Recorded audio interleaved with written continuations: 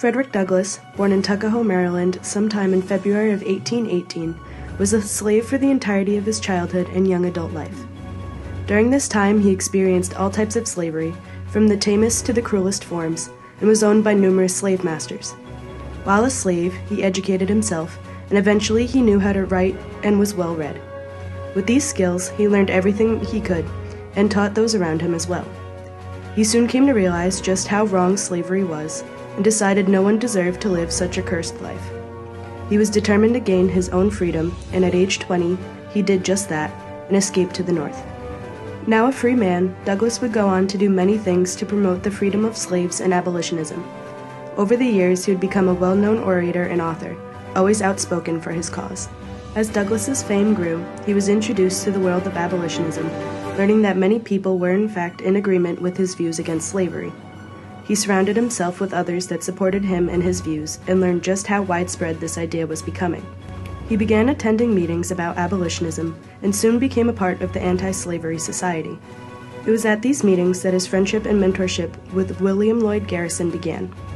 One night, Garrison appeared as the key speaker when Douglass was asked to share his life story, and the two immediately hit it off. They became speaking partners, and together could address audiences and spread a message that neither could fully accomplish on his own. A few years later, when Douglass wrote his autobiography, The Narrative of the Life of Frederick Douglass, an American Slave, Garrison's paper, The Liberator, was the first to publish it.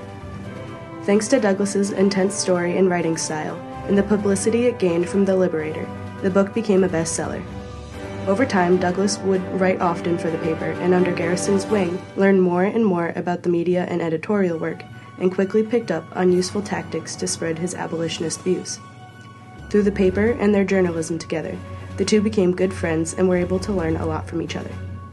With the skills he gained from his mentor Garrison, Frederick decided to publish his own paper, The North Star.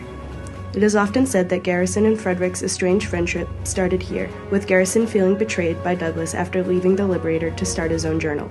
But Garrison was always supportive of former slaves starting their own businesses. Yes, Garrison was disappointed to be losing one of his best writers, but he was supportive of his friend while trying to start his company. Garrison would even go on to publish ads for the North Star in The Liberator.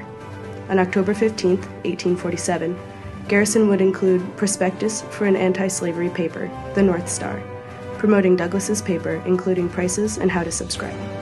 Despite Garrison's promotion, Douglass didn't always have the full support he needed to keep the paper running within its first year of publication.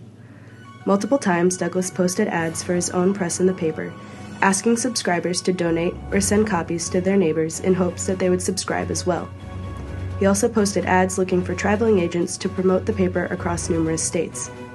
Douglass did what he could to keep the paper afloat, and over time it amassed more and more subscribers. The Liberator wasn't the only paper to mention the North Star after it was published. After the first few issues were printed, numerous papers from different states posted some sort of editorial addressing the paper. Almost a year after Douglass started the North Star, he accumulated a number of these reviews and printed them in one of his issues. The reviews shed praise on both the quality of the physical paper itself and the quality of what was written. The articles credited Douglass for his bravery and strength, and all were sure to note that this paper was in fact published by a former slave, a pretty impressive feat. People were amazed at how well educated Douglass was, let alone how successful he had become after living such a terrible life.